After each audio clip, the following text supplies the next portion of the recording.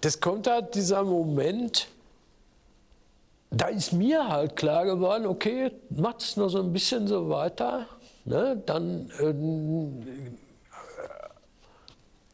du musst dich jetzt entscheiden. Martin, du musst dich jetzt entscheiden, willst du leben oder willst du sterben?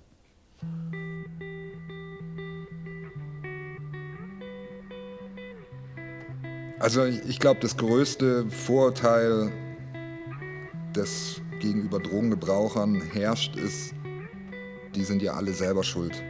Und die müssen doch einfach bloß aufhören, Drogen zu nehmen. Ich kenne keinen meiner Klienten über diese 13 Jahre, wo ich jetzt hier bin, der nicht im Hintergrund eine ziemlich heftige Geschichte hat.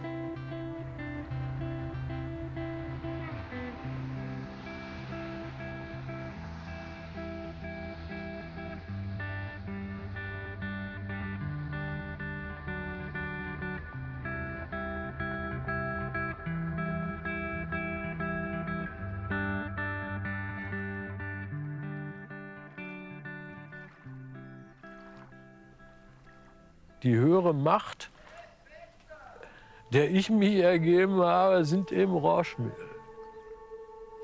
Ich persönlich kann damit nicht umgehen. Die gehen mit mir um.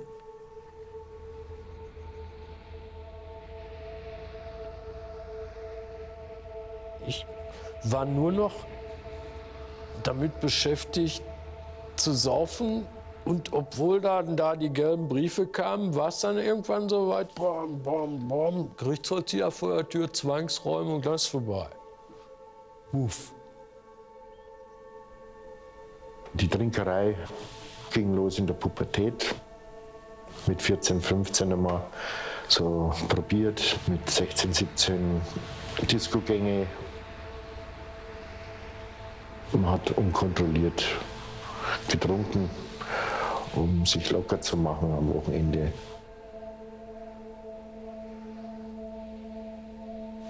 Ja, da waren schon die Weichen gestellt, die dann später, nach 10 Jahren, so richtig aufgingen.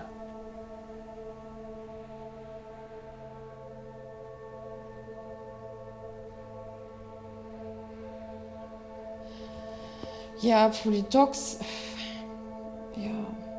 Also ich glaube halt, dass ich einfach nur dicht sein will und es ist egal halt mit was. Also ich glaube, da geht es weniger um eine körperliche Sucht zu befriedigen, als dass ich halt einfach schon auch Politox, ich nehme halt das an Substanz, was halt hergeht.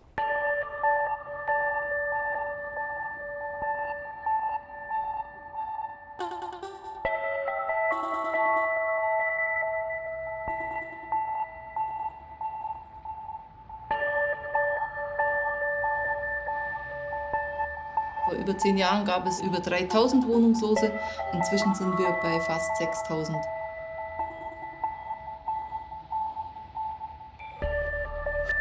Das Hauptproblem in der Wohnungspolitik ist, dass der Markt Wohnungspolitik eben nicht funktioniert. Es liegt also ein Marktversagen vor. Und deswegen ist es auch ein legitimer Grund, dass hier der Staat eingreift. Die Nachfrage besteht nach bezahlbarem Wohnraum und geschaffen werden nur teure Wohnungen. Und das passt nicht zusammen.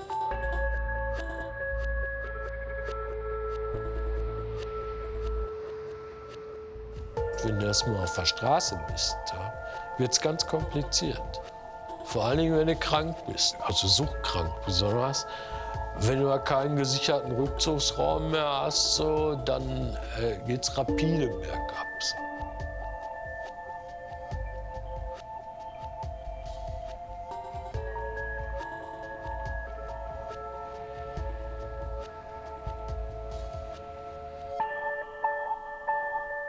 Aber wegen dem Borderline bin ich jetzt, glaube ich, nicht obdachlos oder so.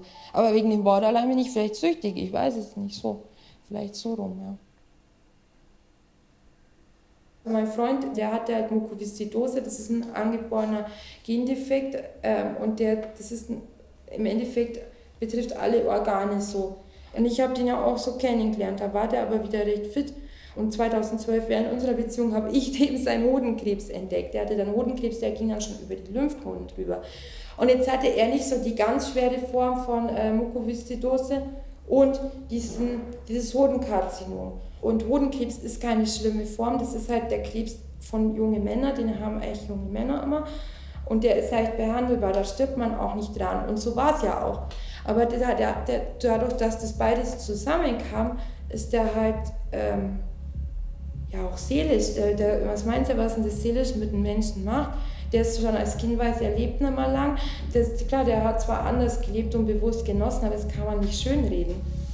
Und ja, der hatte auch schon Selbstmordversuche hinter sich und dann, ja, der war dann auch wahnsinnig dünn und alles und der war halt dann auch, boah, war krass. Und dann ist der war halt ein leidenschaftlicher Modellbahner, weil der Vater war auch der Vater war Lokführer und dann ist er hinter das Haus gegangen bei uns und ist dann bei 95 km/h frontal in den Zug rein gelaufen mit seiner letzten Kraft, muss man sich vorstellen.